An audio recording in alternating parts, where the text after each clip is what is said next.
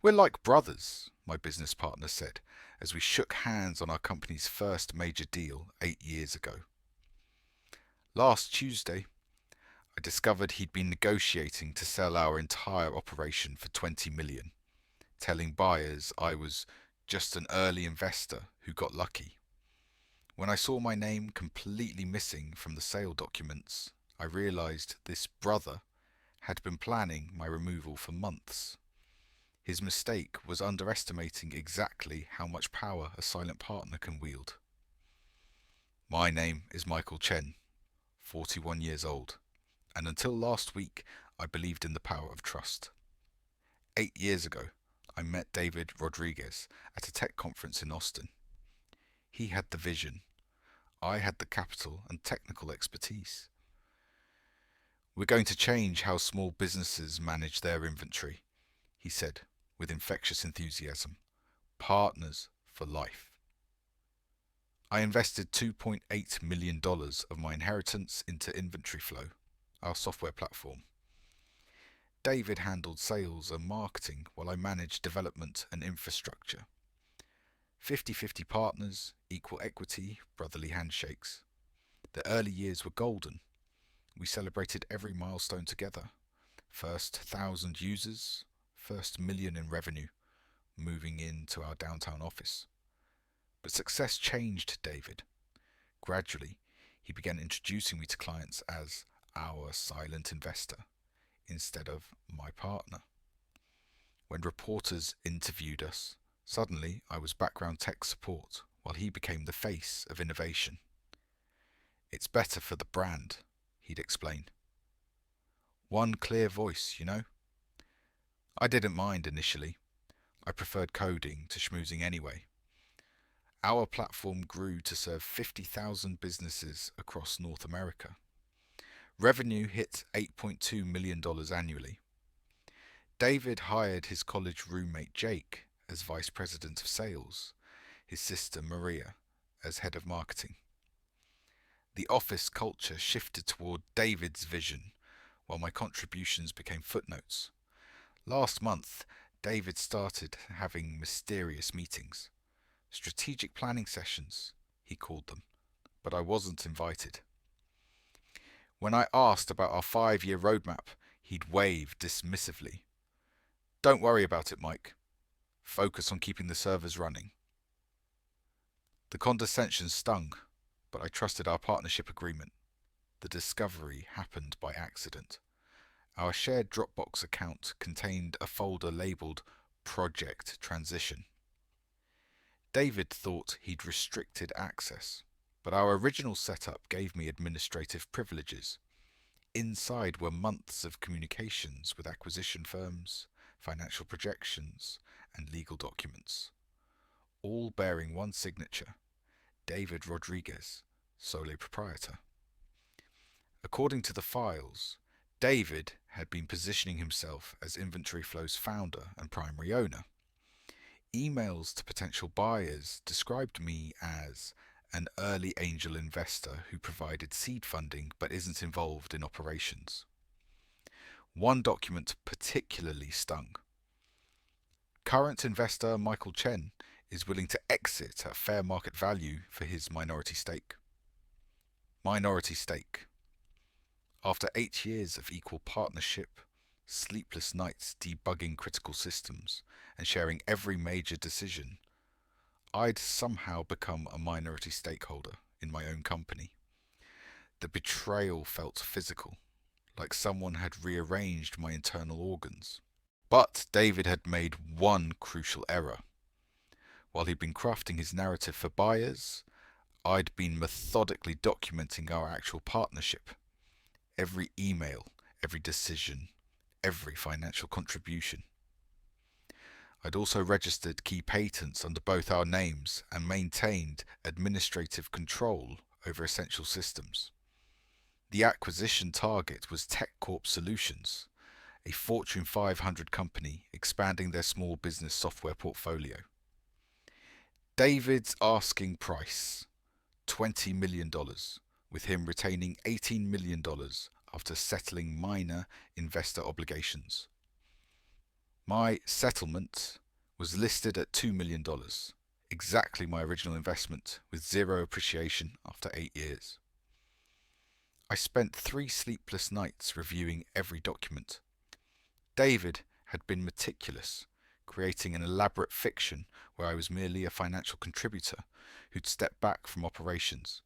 He'd forged board meeting minutes showing my voluntary transition to advisory role and fabricated resignation letters I'd never written.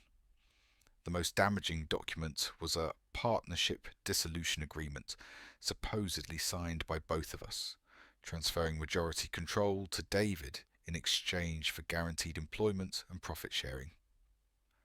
My signature was convincing. David had always been skilled at replicating handwriting from our college days, but technology doesn't lie. Our original partnership agreement existed on blockchain verified timestamps. Our joint patent applications were public record. Most importantly, our software architecture required dual key authentication for major changes, something David couldn't override without my credentials. I called our lawyer, Jennifer Walsh, who'd handled our original incorporation. "Michael," she said after reviewing the documents, "this is elaborate fraud. David's forged multiple legal documents and misrepresented fundamental business relationships. You have grounds for criminal charges." Instead of confronting David immediately, I began gathering additional evidence. I documented every forged signature, every misrepresented fact, every false claim to potential buyers.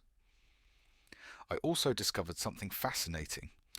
David had promised TechCorp exclusive access to our customer database and proprietary algorithms, neither of which he could legally deliver without my consent. The timeline showed David's deception had begun 18 months ago, shortly after we turned down a smaller acquisition offer. That's when he'd started excluding me from strategic decisions and repositioning our partnership narrative. He'd been planning this betrayal for over a year. Meanwhile, David's behavior became increasingly transparent. He'd take mysterious calls, leaving the room when I approached. His assistant started scheduling external meetings that didn't exist on our shared calendar. When I asked about the TechCorp representatives who'd visited last week, he claimed they were just exploring general partnerships. The financial records revealed another disturbing pattern. David had been using company funds for personal expenses, luxury dinners, vacation rentals, even a down payment on a Tesla, all justified as business development or client entertainment.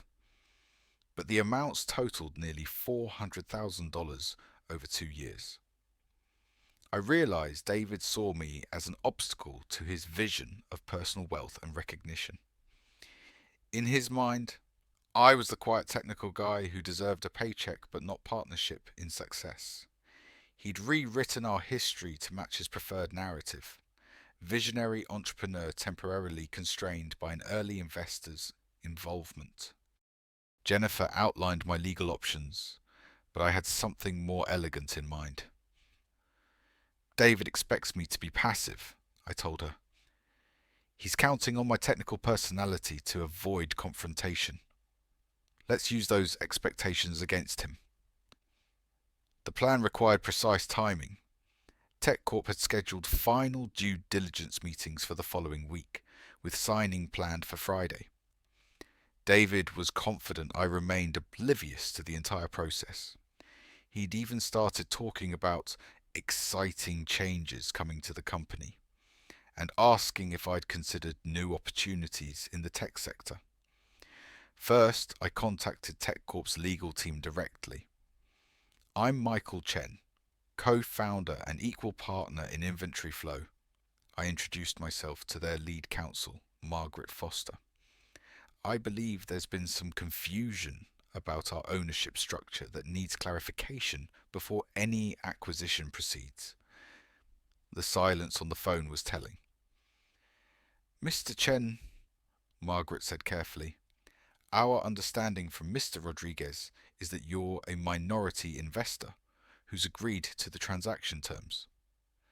I forwarded her our original partnership agreement, patent filings, and incorporation documents. Perhaps you'd like to reschedule your due diligence meeting, I suggested. Next, I secured our intellectual property. As co-inventor on 12 critical patents, I filed provisional challenges to any unauthorized transfer. I also changed administrative passwords for our development servers, ensuring David couldn't demonstrate full system access during TechCorp's technical review. The customer database proved equally interesting. Our user agreements required explicit consent from both founders for any third-party data transfer. David had promised TechCorp access to detailed customer analytics and behavioral data, something he couldn't legally provide without my authorization.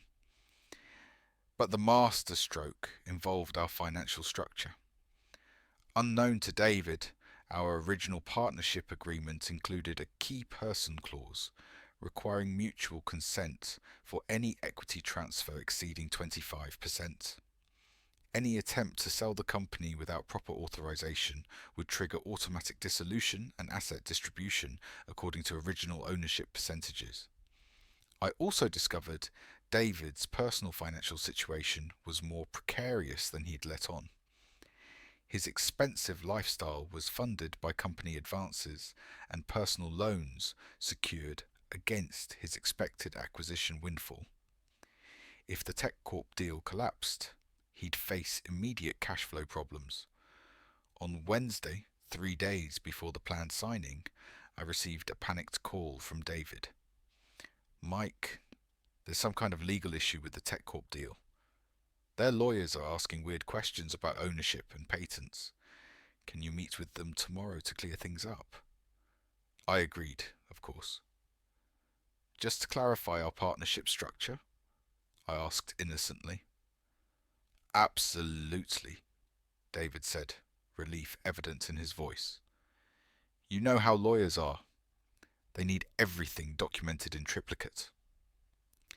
That evening, I prepared a comprehensive presentation for TechCorp's team. Partnership agreements, patent filings, financial contributions, operational responsibilities, everything David had systematically misrepresented.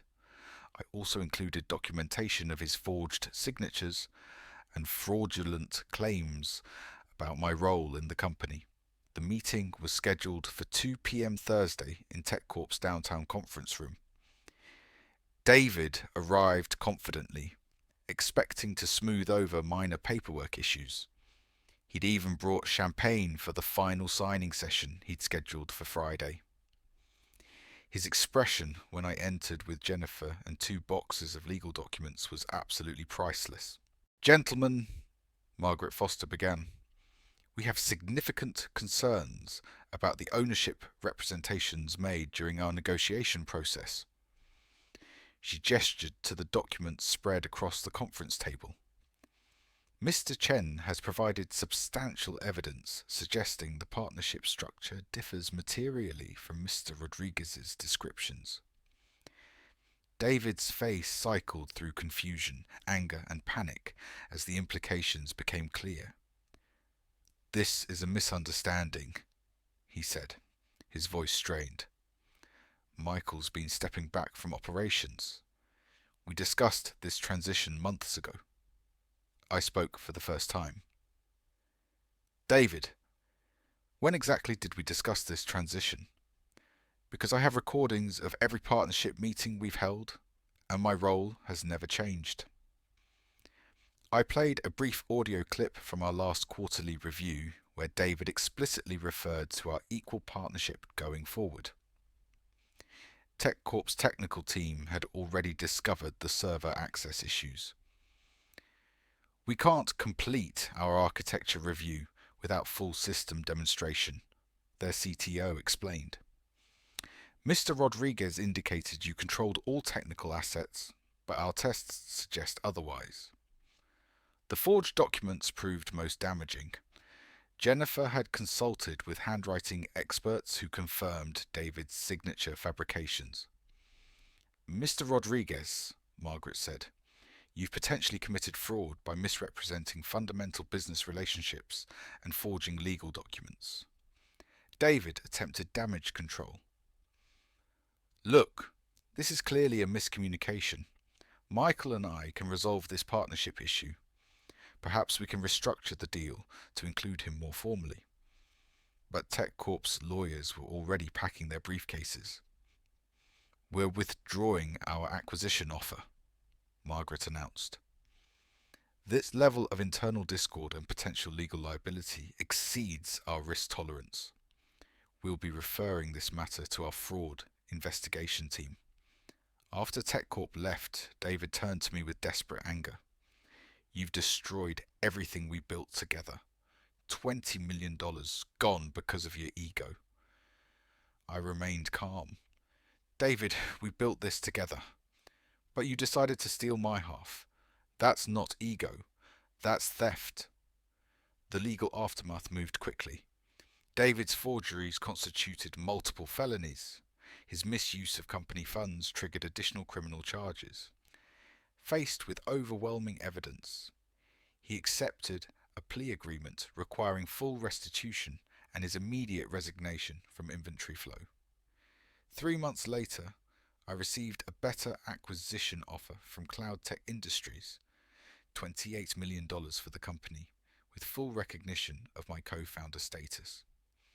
They'd researched our actual history and were impressed by the technical architecture I'd developed.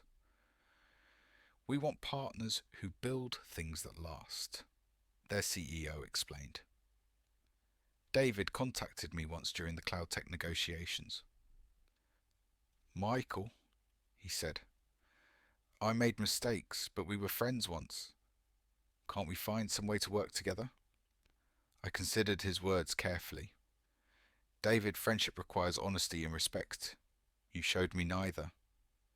Today, I'm the CTO of Cloud Tech's small business division, leading a team of 40 developers.